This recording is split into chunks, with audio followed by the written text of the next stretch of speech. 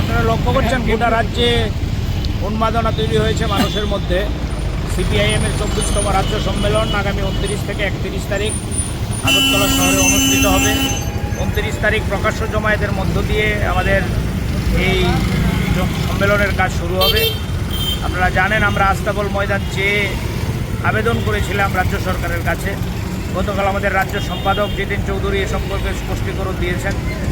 রাজ্য সরকার প্রথম দিকে আমাদের আস্তাবল ময়দান দেবে বললেও পরের দিকে নিয়ে অনেকটা জলঘোলা করার চেষ্টা করছে।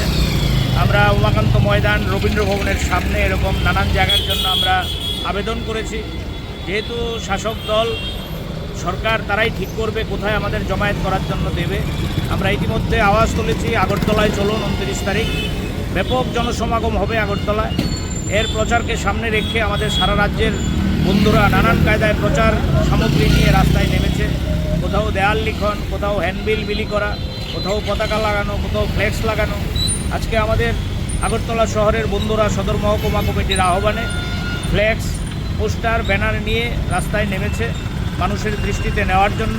আপনারা জানেন আমাদের সিপিআইএম 2018 সালের পর থেকেই বহু আক্রমণ মোকাবেলা করে মানুষের জন্য লড়াই করছে। আমাদের বহু বন্ধু আক্রান্ত হয়ে বাড়ি ছাড়া, ঘর ছাড়া, তারপরেও তারা লাল ঝান্ডা ছাড়ছে না। এবং এই রাজ্যের মানুষ বিশ্বাস করে লাল ঝান্ডাই এই রাজ্যকে আবার নতুন সকাল দেখাতে পারবে। রাজ্যের মধ্যে একটা অরাজক পরিস্থিতি লক্ষ্য করছেন আপনারা। ব্যবসায়ীদের ব্যবসা নেই, বেকারদের কাজ নেই, ছাত্রদের শিক্ষার পরিকাঠামো নেই, হাসপাতালের মধ্যে রোগীর চিকিৎসার বন্দোবস্ত নেই, ডাক্তার মার খাচ্ছে হাসপাতালে, ব্লকের মধ্যে বিডিও মার খাচ্ছে, জেলা দপ্তরে কর্মচারীরা আক্রান্ত হচ্ছে, ব্যবসায়ীরা আক্রান্ত হচ্ছে, ঠিকাদাররা টেন্ডার দিতে পারছেন না। গোটা রাজ্যে মাফিয়া রাজ তৈরি হয়েছে। এর বিরুদ্ধে আওয়াজ তোলার জন্য গোটা রাজ্যের মানুষ তৈরি হচ্ছে এবং আমরা আত্মবিশ্বাসী এই 29 তারিখের যে প্রকাশ্য জমায়েত, এই জমায়েত ঐতিহাসিক আকার ধারণ করবে এবং সিপিআইএমের যে রাজ্য সম্মেলন, এই রাজ্য সম্মেলন থেকে এই রাজ্যে শাসক গোষ্ঠীর যে অবৈধ আনাগোনা তার বিরুদ্ধে ব্যাপক লড়াইয়ের মঞ্চ সেখানে তৈরি হবে।